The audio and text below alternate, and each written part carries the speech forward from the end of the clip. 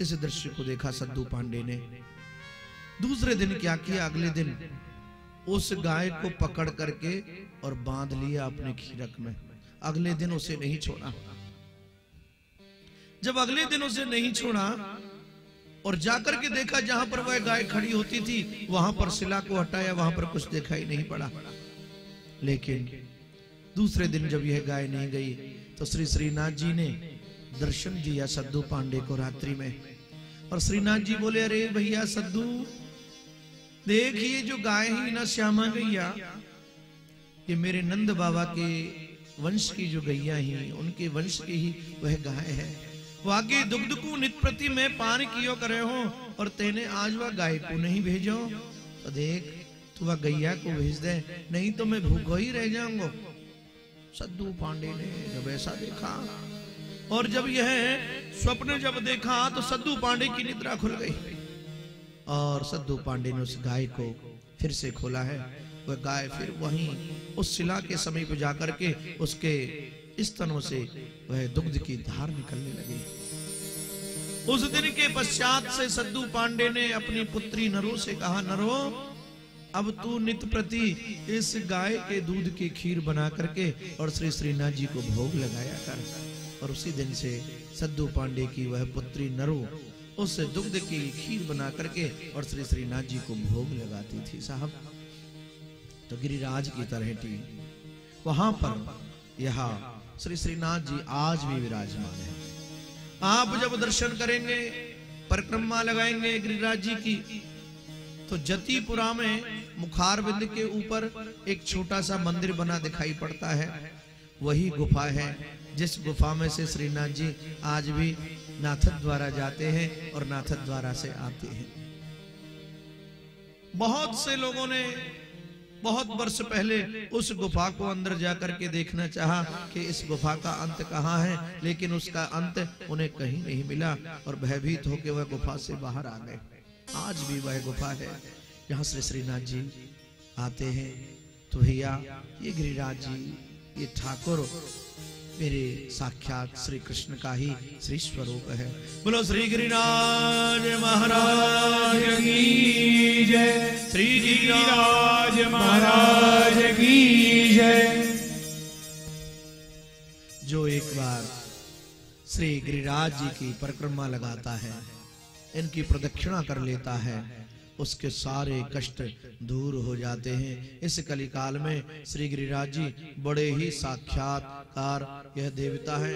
एक बार जो जीव जाए और गिरिराज जी की यह परिक्रमा कर ले तो उसके सभी मनोरथ वह पूर्ण हो जाते हैं। प्रेम से बोलो श्री गिरिराज महाराज की जय, श्री गिरिराज महाराज की जय।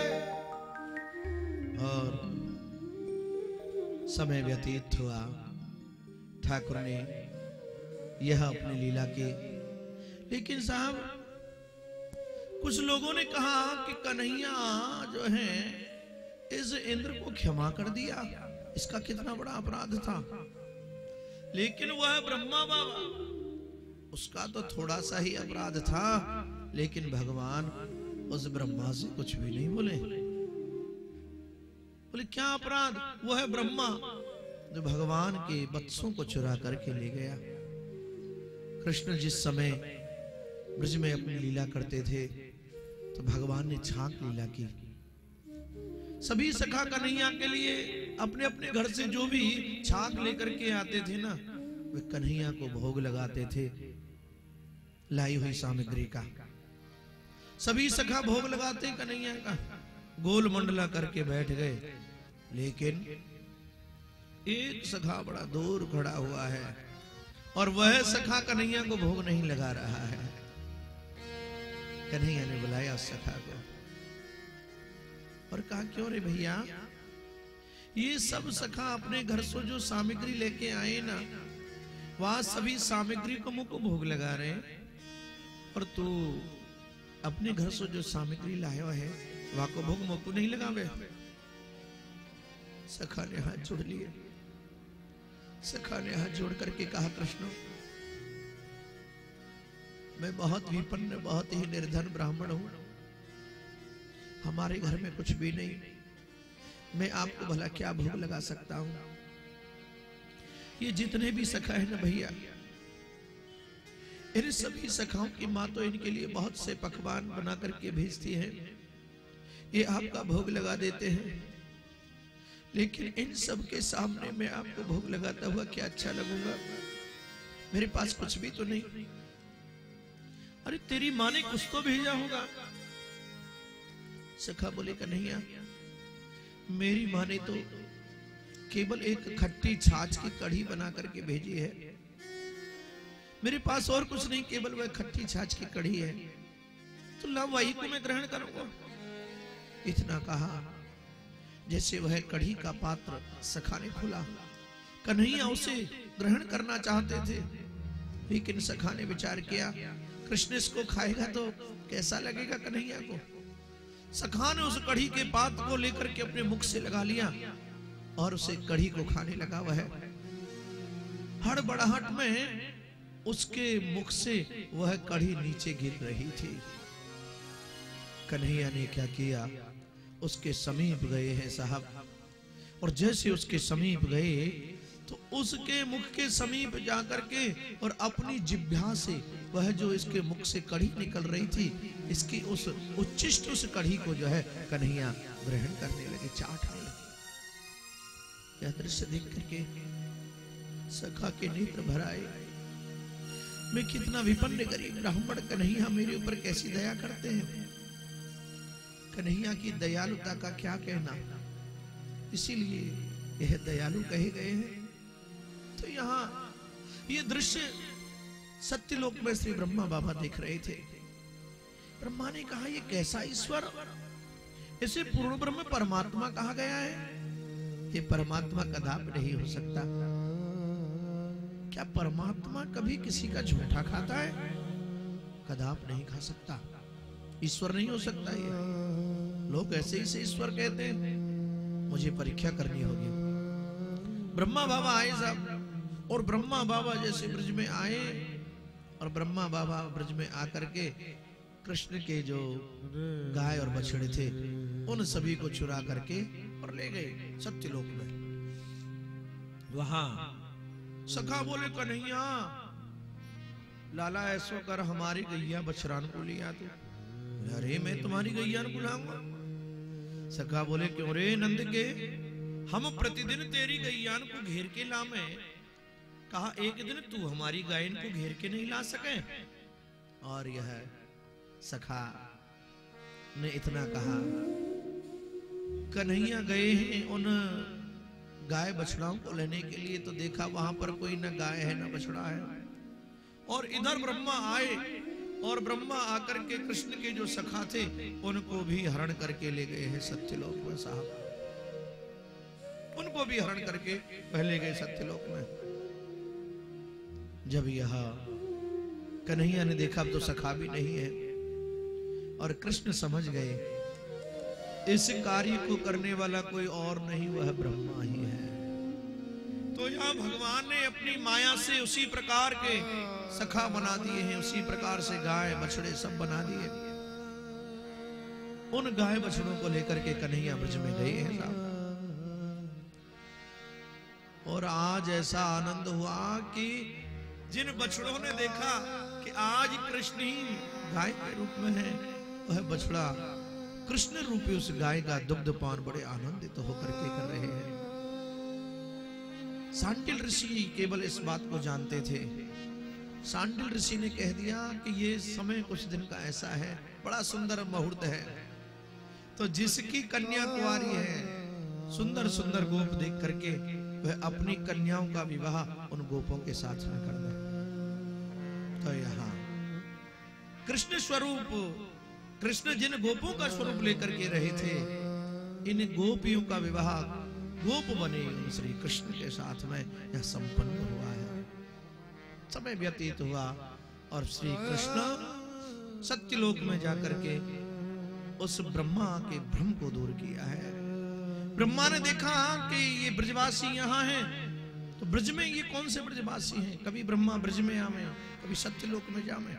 सत्यलोक में भी वैसे ही सब ब्रजवासी गैया बछड़ा और वहां ब्रज में भी उसी प्रकार के गैया बछड़ा सब भ्रमित हो गए। ब्रह्मा बाबा, ब्रह्मा की भी बुद्धि चकरा गई साहब। ब्रह्मा ने भी भगवान से बहुत सी प्रार्थना की है। 9 मीट के प्रभु पशे, बहुत से हमारे गुरुजन आचार्य जन इन वंदनाओं प्रकरणों को बहुत कहते हैं भैया। श्री ब्रह्मा बाबा बोले उस ब्रह्मा की तो ये छोटी सी चूक थी, लेकिन भगवान नहीं बोले। और ये इंद्र की इतनी भारी चूक, लेकिन भगवान ने इसे क्षमा कर दिया। भगवान बोले भैया चूक जो है इस इंद्र की नहीं थी, उस ब्रह्मा की चूक ज्यादा थी। बोले क्यों? तो यह जो ब्रह्मा है, इस ब्रह्मा ने मेरे प्यारे ब्रजवासियों को मुझसे दूर करने का कार्य किया, और इंद्र ने मेरे ब्रजवासियों को मेरे समीप लाने का कार्य किया। अभी तक जो ब्रजवासी मेरे समीप नहीं आ पाए थे, वह इस इंद्र के कोप के कारण, इस वर्षा के कारण मेरे समीप आ गए, तो इसलिए इंद्र को क्षमा किया है साहब। वे ब्रजवासी हरि के प्यारे, ये ब्रजवासी कृष्ण को बहुत प्रिय लगते हैं, बहुत स्नेही हैं ब्रजवासी। ब्रजवासी जब भी मिले उनको वंदन करो, उनको प्रणाम करो। आप जब ब्रज में जाए ना, ब्रज में जाए तो ब्रज में आपको यदि 10-5 छोटे छोटे बालक खेलते हुए मिले, तो समझना उन छोटे बालकों में किसी ना किसी सखा का रूप बना करके हमारे कन्हैया भी उनमें खेल रहे हैं। ऐसा भाव मान करके उन सभी को वंदन करना, उनको नमन करना। और यहाँ श्री सुखदेव स्वामी बोले राजा परीक्षित, कन्हैया ब्रज में अपनी बहुत सी लीला करते हैं, और कन्हैया ने अपनी लीला की वेणुनाद किया है। कन्हैया ने वेणु का भी यहाँ पर प्रसंग आया। बरहा पीड़म नटवरु वपुः कर्णयो कर्णिकार विभ्रतवासः कनक कपिशं वैजयन्तीं च माला। यहाँ कन्हैया ने ब्रज में रह करके अपनी बहुत सी लीलाएं की है, और जब कन्हैया ने यह लीलाएं की, वेणु बजाई, गोपियों ने जब इस वेणु को सुना तो गोपी भी अपनी सुध बुध भूल जाती थी इसको सुन करके। अक्षण बताऊं फल मिदम न परम विदामः, ये गोपियां भी अपने शरीर की सुध बुध खो जाती थी, इनको भी। और कन्हैया की बंसी साहब कैसे बजती थी, कान्हा तेरी मुरली बजे धीरे धीरे, बजे धीरे धीरे श्री यमुना के तीरे। कन्हैया की मुरली ऐसी सब। अरे कान्हा तेरी, अरे कान्हा तोरी मुरली बजे धीरे धीरे, कान्हा तोरी मुरली बजे धीरे धीरे, कान्हा तोरी मुरली बजे धीरे धीरे, कान्हा तोरी मुरली बजे धीरे धीरे, बजे धीरे धीरे श्री यमुना के तीरे, बजे धीरे धीरे हो यमुना के तीरे, बजे धीरे धीरे श्री यमुना के तीरे, बजे धीरे धीरे श्री यमुना के तीरे। मोहन तोरे, मोहन तोरे मुरली बजे धीरे धीरे, मोहन तोरी मुरली बजे धीरे धीरे। जरा मस्ती के साथ गाइए, केवल 2 दिन की बात। जय हो।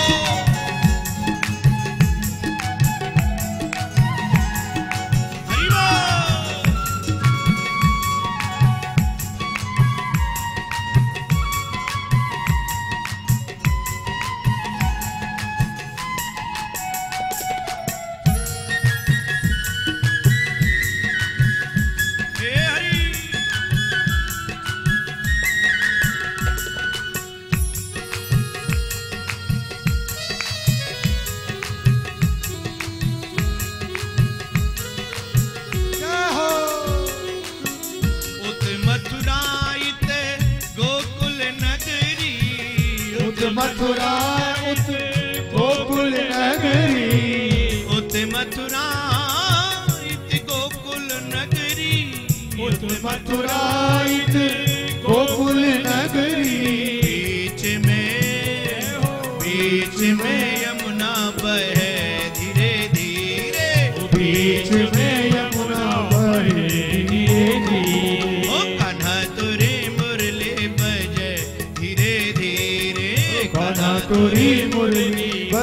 धीरे धीरे। जय हो।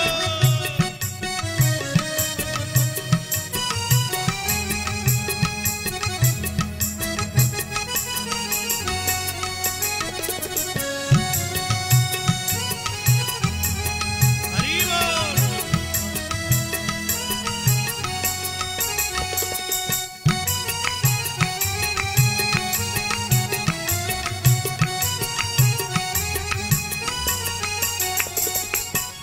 हम सब आई तुमरे दरस को, हमें सब आई तुमरे दरस को, हमें सब आई तुमरे दरस को, हमें सब आई तुमरे दरस को, तुमरे दरस को कान्हा, तुमरे दरस को, तुमरे दरस को कान्हा, तुमरे दरस को। हमको भी दर्शन मिले धीरे धीरे, हमको भी दर्शन मिले धीरे धीरे। कान्हा तोरे मुरली बजे धीरे धीरे, कान्हा तोरी मुरली बजे धीरे धीरे।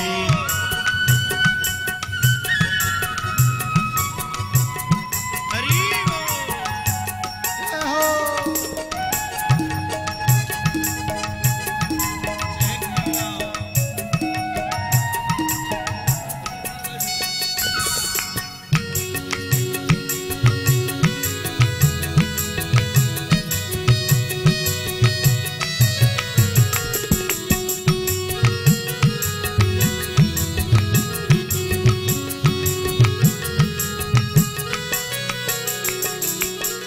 कदम की डारी पे झूला परो है, कदम की डारी पे झूला परो है, कदम की डारी पे झूला परो है, कदम की डारी पे झूला परो है, झूला परो है सखी, झूला परो है, झूला परो है सखी, झूला परो है।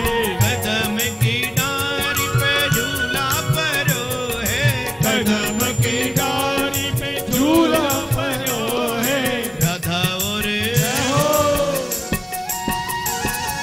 राधा और मोहन झूले धीरे धीरे, राधा और मोहन झूले धीरे धीरे। कान्हा तोरे मुरली बजे धीरे धीरे, कान्हा तोरी मुरली बजे धीरे धीरे। कान्हा तोरे मुरली बजे धीरे धीरे, कान्हा तोरी मुरली बजे धीरे धीरे। कान्हा तोरे मुरली बजे धीरे धीरे, कान्हा तोरी मुरली बजे धीरे धीरे। बजे धीरे धीरे श्री यमुना के तीरे, बजे धीरे धीरे यमुना के तीरे, बजे धीरे धीरे यमुना के तीरे, बजे धीरे धीरे यमुना के तीरे। कान्हा तोरे मुरली बजे धीरे धीरे, कान्हा तोरी मुरली बजे धीरे धीरे।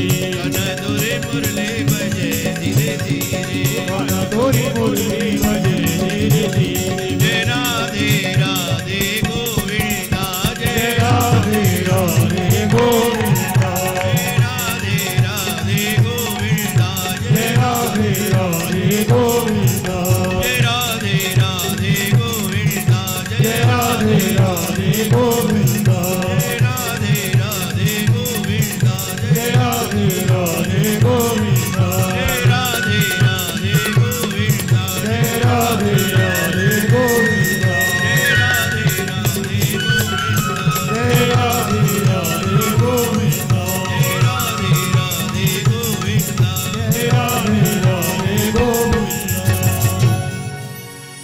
बोलो नंद के लाला की जय हो। कन्हैया की बंसी बजी साहब, वेणु गीत हुआ है और यह वेणु गीत आया। उसके पश्चात ठाकुर अपनी और भी लीलाएं करते हैं। इन्हीं लीलाओं में ठाकुर ने एक बार गोपियों के जो वस्त्र हैं उनकी चोरी की है साहब। गोपियों के वस्त्र चुराए कन्हैया ने, श्री सुखदेव स्वामी बोले, हेमंत ऋतु का वह प्रथम मास था। हेमंते प्रथमे मासी नंद ब्रज कुमार कहा। वह ये गोपियां जो थी ये यमुना में स्नान करने के लिए जाती थी साहब। और जब यह गोपियां यमुना में स्नान करने के लिए जाती थी तो यहां स्नान करके यहां देवी मां से प्रार्थना करती थी। और देवी मां से यही करती थी प्रार्थना, है देवी मां श्री कृष्ण हमें पति के रूप में प्राप्त हो जा। निरंतर यही प्रार्थना करती थी। कात्यायनी महामाये महायोगिनीधीश्वरी नंद गोप सुतम देवी पति में कुरुते नमः। हे देवी मां, हम आपसे और कुछ नहीं चाहते, हम तो केवल आपसे यही चाहते हैं श्री कृष्ण हमें पति के स्वरूप में प्राप्त हो जावे साहब। नहीं प्रार्थना करती यहां। एक दिन क्या हुआ, ये गोपियां यमुना में नग्न होकर के स्नान कर रही थी साहब। तो जब नग्न होकर के स्नान कर रही थी, कन्हैया ने देखा। कन्हैया ने कहा ये गोपी अच्छा कार्य नहीं कर रही है, स्नान कर रही। कोई कोई गोपी तो लोर लगा गई यमुना जी में, लोर रही साहब। स्नान करी गोपी नग्न होकर के। कन्हैया जी ने विचार किया अच्छा कार्य नहीं, जल में कभी नग्न होकर के स्नान नहीं करना चाहिए, इसमें अपराध लगता है।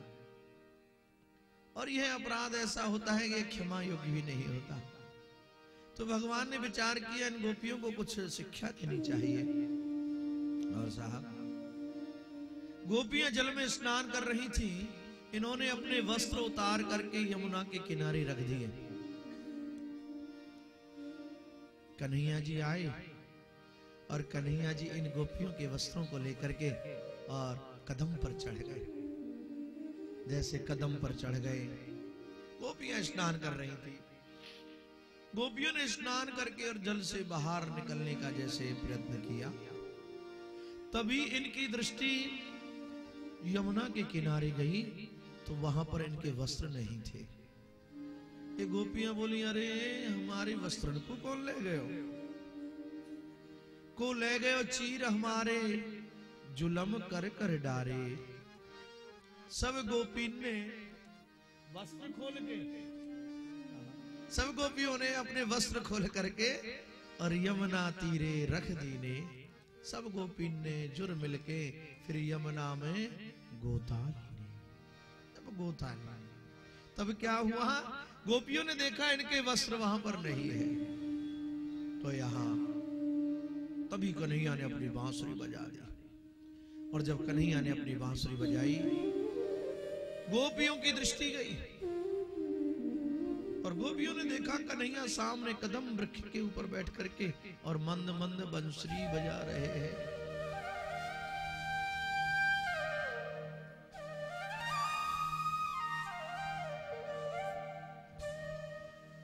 गोपियों ने जैसे बांसुरी की धुनी सुनी, बोले कन्हैया है कन्हैया। और उस कदम के ऊपर गोपियों ने अपने वस्त्रों को भी देखा। गोपी बोली, ओ हम तो सोच रही थी हमारे वस्त्र कोई मोर ले गो कि बंदर ले गो, कौन ले गो? ना सखी, बंदर ना कोई मोर, और ये कदम पे बैठो नंद किशोर है। ये नंद किशोर बोली, एक बोली नंद नहीं, ये कदम पे बैठो चीरन चोर। हमारे चीरन को चोर बेवारो यह कदम पे बैठो है। गोपियों ने कहा कन्हैया जी आप हमारे वस्त्र हमें दे दो जी। कन्हैया बोले तुम्हारे वस्त्र? हाँ, मेरे पास कहां है आपके वस्त्र?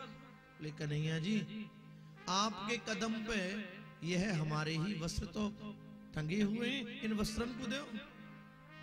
यहाँ कन्हैया मुस्कुराए बोले, ये तुम्हारे वस्त्र थोड़े ही हैं, ये तो मेरे कदम में पुष्प आ रहे हैं, मेरे कदम भूल रहे हो है। कन्हैया जी, कदम में ऐसे रंग बिरंगे पुष्प थोड़े ही आमे। गोपियों, मेरे कदम में तो ऐसे ही पुष्प आमे है। कन्हैया, आप ऐसो हमारे संग मत करो ना, हमारी वस्त्रन को हमें दो। गोपियों, यदि तुमको यह लगे है कि यह वस्त्र तुम्हारे ही हैं, तो फिर तो ऐसो करो ना, तुम जल सो बाहर निकल के आ जाओ और अपने इन वस्त्रों को ले जाओ। गोपी बोली, कन्हैया जी, हम नग्न अवस्था में हैं, फिर हम जल सो बाहर निकल के कैसे आवे?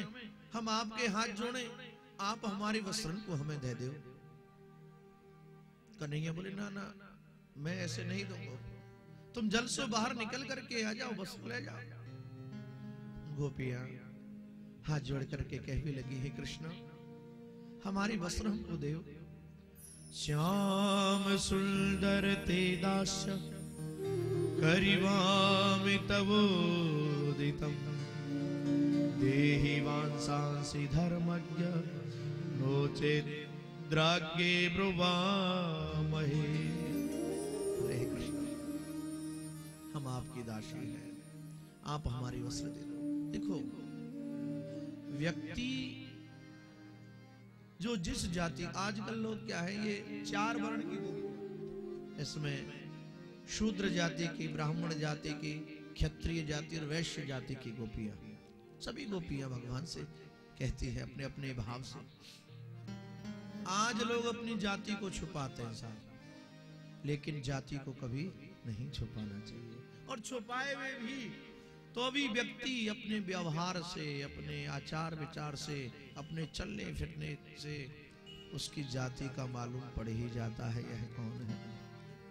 तो गोपी भी 4 जातियों वाली गोपी, इनमें एक गोपी बोली, श्याम सुंदर ते दास। ये शूद्र जाति की जो गोपियां थी, शूद्र क्या होता है? दास्यता के लिए यह प्राप्त होता है। शूद्रता दास्यता को स्वीकार करता है।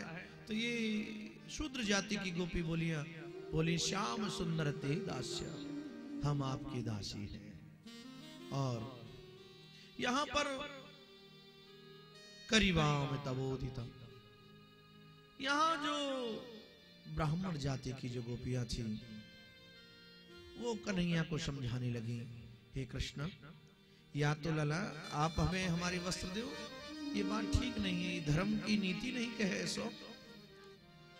ऐसो धर्म की नीति नहीं कहे कि आप हमारी वस्त्रन को लेके बैठे हो, हम नग्न है के आपके सामने आवे, पर पुरुष के सामने कैसे आवे हमें।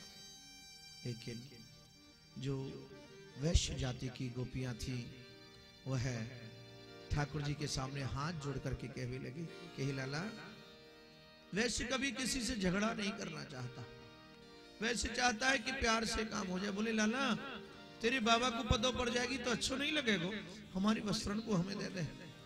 और ये क्षत्रिय जाति की जो गोपियां थी, ये बोली, कृष्ण जी, या तो आप हमारे वस्त्रन को हमें दो, नहीं तो मामा कंस सो शिकायत करेंगी, और वहां सो कंस के सेवक आएंगे और आपको पकड़ के ले जाएंगे और आपको दंडित करेंगे। कन्हैया मुस्कुराए, बोले, गोपियों, मैंने एक ही बात आपसे कह दी कि जब आपको आपके वस्त्र चाहिए तो आप यहाँ सो आए के ले जाओ। गोपी बोली, ये कृष्ण ऐसे मानवे वाला नहीं है। तो गोपियों ने क्या किया, जल से थोड़ी सी आगे की ओर आई, इनके छाती तक जराया। बोले, कृष्ण अब तो 2 वस्त्र। बोले, ना, जल से पूरी तरह बाहर निकल करके आओ। इन गोपियों ने अपने एक हाथ से अपने वक्षस्थल को ढका है और एक हाथ ऊपर उठा करके बोले, कृष्ण आपकी शरण है, वस्त्र दो। बोले, ना ना ना, ऐसे नहीं गोपियों। दोनों हाथ ऊपर उठा के और कहा कि आपने वरुण देवता को अपराध किया है, तो वह देवता से क्षमा मांग के और जल से बाहर निकल करके आओ। ये गोपी बोली कि हम मानवी वालों नहीं। तो यह गोपियों ने दोनों हाथ अपने ऊपर किए हैं और वरुण देवता के सो अपने अपराध की क्षमा मांगी है और कन्हैया ने इनके वस्त्र इनके लिए प्रदान कर दिए हैं। प्रेम से बोलो। अच्छा, अब इस लीला को सुनकर के कई बार लोगों को भ्रम होता है, क्या ये ईश्वर हो सकता है? दूसरों की स्त्री को कहता है कि नग्न अवस्था में मेरे सामने आओ, और नग्न अवस्था में गोपियां गईं और भगवान ने उन्हें उनके वस्त्र दिए। ऐसा नहीं। देखिए, ये वास्तव में जो चीर हरण की जो लीला है, इसमें भगवान ने जो गोपियों के जो चीर चुराए, ऐसा नहीं ये लहंगा फरिया चुंदरी ये चुरा लिए हो। यहाँ गुरुजन कहते हैं कि भगवान श्री कृष्ण ने गोपियों के अज्ञान और वासना के बुद्धिगत वस्त्रों की यहाँ पर चोरी की है। अज्ञान और वासना के बुद्धिगत वस्त्रों की चोरी हमारे श्री कृष्ण ने की। हमारा यह जो शरीर है, इस शरीर को क्या ढकता है, जरा बताइए, क्या ढकता है? अरे आपने पहन तो रखा है वस्त्र, वस्त्र नहीं वस्त्र है, वस्त्र। हमारे यहाँ तो बस्तर बंद करके भागे है वस्त्र, ये वस्त्र। हमारे ये जो शरीर है, इस शरीर को यह वस्त्र छुपाता है और यह आत्मा को यह वासना छुपाती है। साहब, शरीर को यह वस्त्र छुपाता है और हमारी आत्मा को यह वासना छुपाती है। परमात्मा कहीं बाहर नहीं है, कहीं बाहर खोजने की परमात्मा को कोई आवश्यकता नहीं। लोग अनेक अनेक स्थानों पर जाते हैं खोजने के लिए, लेकिन सच मानो वह परमात्मा आज भी हमारे हृदय में, हमारे अंतःकरण में परमात्मा निवास करता है। अब लेकिन जरा विचार करो, परमात्मा हमारे हृदय में है और यह आत्मा भी हमारे अंदर ही है। आत्मा भी अंदर, परमात्मा भी अंदर, लेकिन इतने नजदीक होते हुए भी यह जीवात्मा इस परमात्मा से क्यों नहीं मिल पा रहा है? प्रेम से बोलो राधे राधे। इतना सभी, इसीलिए तो कहा है मोहि सुन सुने आवे हासी, पानी में मीन पियासी। क्या क्या कमाल किया साहब कबीर बाबा ने लिखा है? कबीर जी ने लिखा, अरे मोहे सुने सुनियावे हासी,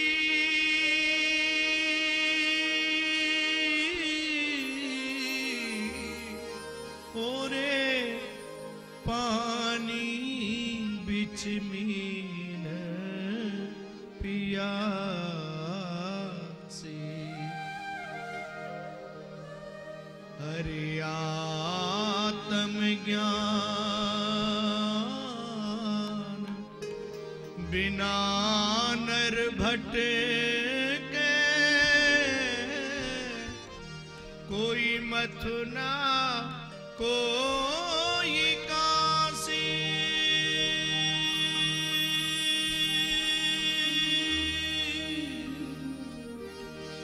हरि आत्म ज्ञान और बिना नर भटके,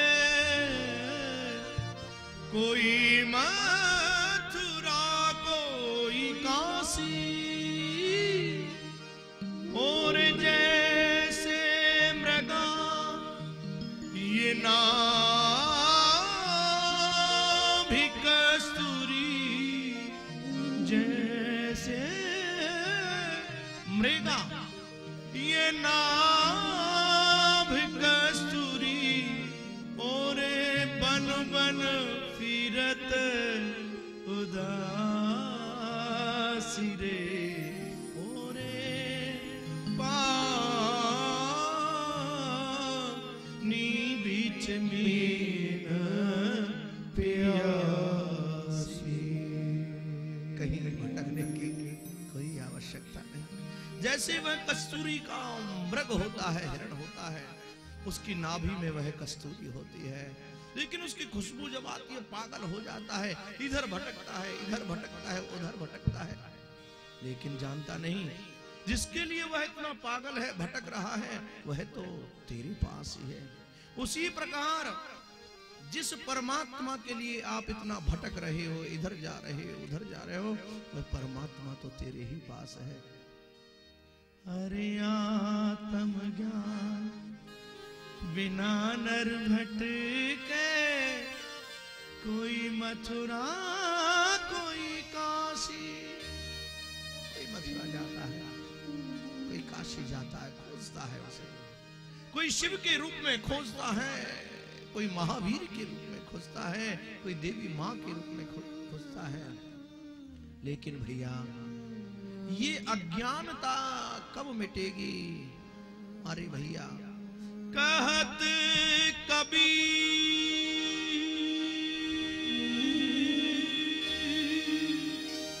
कहत कबीर, सुनो भाई साधो, और गुरु बिन भरम न जासी रे तेरा, गुरु बिन भरम न जासी रे। मोहे सुन सुनी आवे आसी।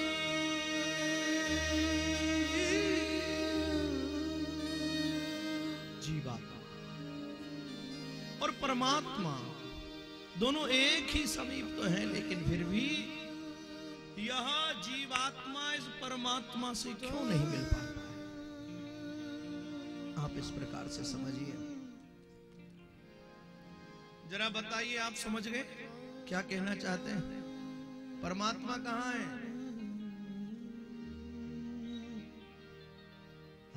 कहां पर है मालूम है? परमात्मा हमारे अंदर है, और जीवात्मा कहाँ है? हमारे ही अंदर। जीवात्मा भी हमारे अंदर, परमात्मा भी हमारे अंदर, फिर भी इतने नजदीक होते हुए ये दूरी क्यों बनी हुई है? यह जीवात्मा इस परमात्मा से क्यों नहीं मिल पाता?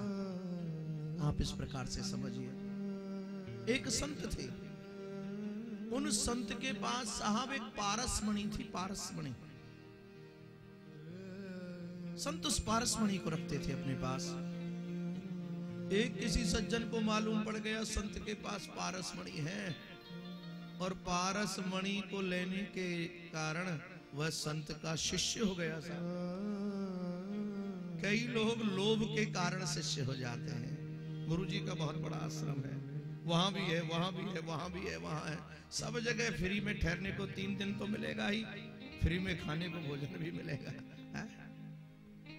लोभ के कारण बोले गुरुजी के पास पारसमणि है, चेला हो जाऊंगा, नजदीकी हो जाएगी, पारसमणि को चुरा लूंगा। तो साहब शिष्य हो गया। गुरुजी ने जंगल में डेरा डाल रखा था। गुरुजी गए स्नान करने के लिए सरोवर में। उनके चले जाने के पश्चात यह शिष्य ने क्या किया, सारी कुटिया में सर्वत्र जो है खोजने लगा, वह पारसमणि है कहां, है कहां, उसे लेकर के भाग जाऊं, फिर बहुत से लोहे के पास उसे लगा दूंगा तो लोहा क्या हो जाएगा। तो भाई मेरी, इसने प्रयत्न किया, इधर उधर खोजा, लेकिन पारसमणि से नहीं मिली। संत लौट करके आए। संत ने देखा कुटिया में सारा सामान अस्त व्यस्त पड़ा हुआ है। संत ने पूछा, रे क्या है, क्या खोज रहा था? चेला ने कहा, गुरुजी कुछ नहीं, मैं तो कुटिया की साफ सफाई कर रहा था। संत मुस्कुराए, उसके हृदय की भावना को जान गए। संत ने कहा, बेटा तू जिस पारसमणि की खोज कर रहा था, क्या वह पारसमणि तुझे मिल गई? ओहो, ये तो घबराने लगा। बोले गुरुजी को तो सब कुछ मालूम पड़ गया। बोले गुरुजी नहीं मिली पारसमणि, सर्वत्र खोज लिया लेकिन कहीं भी नहीं मिली। गुरुजी ने कहा, मेरे सिरहाने पर एक छोटा सा लोहे का बक्सा रखा था। बोले इसमें खोजा? बोले इसमें तो नहीं खोजा। पागल, मणि तो इसी में रखी है, मणि इसी में रखी है, इसको क्यों नहीं खोजा? चेला ने कहा गुरुजी मैंने इसमें इसलिए नहीं खोजा क्योंकि पारस मणि जो है उसका काम है, जब मणि से जब लोहा स्पर्श हो जाता है तो वह पारस मणि उसे भी अपने समान ही कर लेता है। तो या तो आपकी, मुझे लगता है वह पारस मणि जो है झूठी है, नकली है। यदि इसमें पारस मणि है तो फिर उसके स्पर्श से यह लोहे का बक्सा यह स्वर्ण का क्यों नहीं हुआ? नकली लगती है आपकी पारस मणि। गुरुजी मुस्कुराए और गुरुजी ने क्या किया साहब, ये उस लोहे के बक्से में से उस पारस मणि को निकाल लिया है। इस पारस मणि को निकाल लिया और वह पारस मणि एक गमछे में बंधी हुई थी और गमछे को जैसे उन्होंने खोला है उसमें से दिव्य वह पारस मणि का दर्शन हुआ। गुरुदेव ने कहा ये पारस मणि तो मेरी सच्ची है, ये नकली नहीं है। लेकिन क्या है, इस पारस मणि के और इस लोहे के बक्से के बीच में यह गमछे का आवरण लगा हुआ है। जब तक यह पारस मणि इस लोहे के बक्से से स्पर्श नहीं करेगी तब तक यह लोहा स्वर्ण होने वाला नहीं है। उसी प्रकार परमात्मा हमारे अंदर है, जीवात्मा भी अंदर है। जीवात्मा परमात्मा दोनों बहुत नजदीक हैं, लेकिन इन दोनों के बीच में वह वासना का पर्दा लगा हुआ है। जीवात्मा और परमात्मा दोनों के बीच में वह वासना रूपी पर्दा लगा हुआ है। जब उस वासना रूपी पर्दे को हम हटा देंगे, बीच में से वह पर्दा हट जाएगा, तो फिर वह परमात्मा और वह जीवात्मा तुरंत मिल जाएंगे। फिर उनके मिलने में कभी देरी नहीं होगी। प्रेम से बोलो श्री राधे। दोनों के बीच में वह जो वासना का जो चिथड़ा है उसे अलग हटाना होगा, तभी तो वह जीवात्मा इस परमात्मा से मिलेगा। प्रेम से बोलो श्री राधे राधे। भगवान ने यहाँ अपनी बहुत सी लीलाएं की, चीरहरण की लीला को भी किया है। भगवान ने सभी लीलाएं अपने भक्तों को सुख देने के लिए की है साहब। अब विचार होता है इस लीला को आखिरकार सुखदेव जैसे ज्ञानी को कहने की क्या आवश्यकता थी, ये सब सुनाने की क्या आवश्यकता थी। राजा परीक्षित को तो मोक्ष चाहिए, वह तो छटपटा रहा है मेरी मुक्ति हो जाए, मेरा मोक्ष मिल जावे, मुझे अंतिम समय सुधर जावे। ये क्या गुरुजी बात सुना रहे। लेकिन मेरे श्री सुखदेव स्वामी इन सब कथाओं को श्रवण करा करके राजा को इसलिए श्रवण करा रहे हैं जिससे राजा के मन में परमात्मा के प्रति कहीं कोई दूषित भाव न रह जावे, कहीं राजा के मन में भी कोई वासना या कोई विकार राजा के मन में शेष न रह जावे। तो यहाँ कथा को श्रवण कराया। यह गोपियां कात्यायनी मां से प्रार्थना करती थी। देखिए भागवत जी में बहुत से सिद्ध मंत्र आए हैं जिनकी कन्याएं हैं जो विवाह के योग्य हैं, लेकिन उनका विवाह नहीं होता, उनको सुंदर कोई घर नहीं मिल पाता, किन्हीं कारणवश। तो भागवत जी में यह जो मंत्र दिया है, इस मंत्र की वह देवी 5 माला प्रतिदिन करे, अपने सामने श्री गौरा जी की प्रतिमा रखे या देवी की प्रतिमा रख करके और 5 माला प्रतिदिन शुद्ध देशी घी का दीपक प्रज्वलित करके आसन पर बैठ करके 5 माला इसकी प्रतिदिन करे। इस मंत्र की कात्यायनी महामाये महायोगिन निधेश्वरी भागवत जी का बड़ा ही यह सिद्ध मंत्र है। 5 माला इसकी करे तो उसे 6 महीने के अंदर अंदर सुंदर घर और वर की प्राप्ति अवश्य हो जाएगी। इसी मंत्र के द्वारा गोपियों ने कन्हैया को ही प्राप्त किया। प्रेम से बोलो जय जय श्री राधे राधे। तो यहाँ गोपियों ने यह मांगा कृष्ण हमें पति के रूप में मिले, और यहाँ कन्हैया गोपियों को पति के रूप में मिले।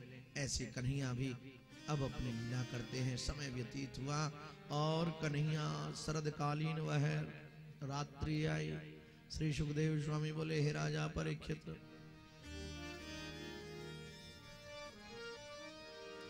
भगवान आमिता रात्रि शरिदो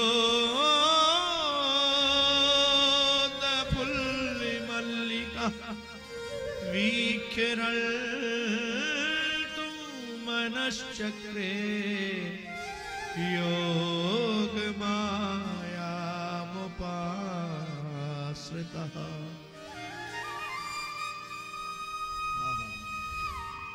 आइए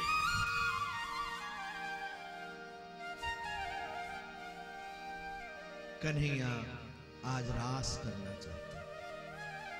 कन्हैया गोपियों को पुकारते हैं, श्री राधा रानी का आश्रय लेते हैं। श्री राधा रानी के बिना कुछ भी संभव नहीं होता है। प्रेम से बोलो श्री राधे राधे। आप लोग प्रमाद के साथ मत बोलिए, बड़ी मस्ती के साथ बोलिए राधे राधे। राधा जी का नाम साहब बड़ा ही मीठा है, बड़ा ही मधुर है, बड़ा ही मीठा मधुर मनोहर है, राधा जी का जो नाम है। तो आइए हम और आप रास में प्रवेश करें, उससे पूर्व श्री राधा रानी को याद करें और राधा रानी को मना में हम और आप सभी बड़े प्रेम और श्रद्धा और भाव के साथ। देखिए आधा दिन निकल गया, आधा दिन आज का और एक दिन कल का, केवल 1.5 दिन ही बचे हैं। आधा तो निकल ही गया। तो ये आप बड़ी मस्ती के साथ और भाव के साथ, फिर ठाकुर जी की न जाने कब कृपा होगी, कब लीला होगी, तो बड़ी मस्ती के साथ आप लोग गाइएगा और प्रेम से नाचिएगा, गाइएगा, कन्हैया को रिझाइएगा। हो मीठे रस से भरोड़ी राधा रानी लागे, महारानी लागे, माने घरो घरो यमुना जी नो पानी लागे। रे मीठे रस से भरोड़ी राधा रानी लागे, महारानी लागे, मन खारो खारो यमुना जी नो पानी लागे। रे मीठे रस से भरोड़ी रानी लागे, महारानी लागे, माने घरो घरो यमुना जी नो पानी लागे। रे मीठे रस से भरोड़ी राधा रानी लागे, महारानी लागे, हे मन खारो खारो यमुना जी नो पानी लागे। जय हो।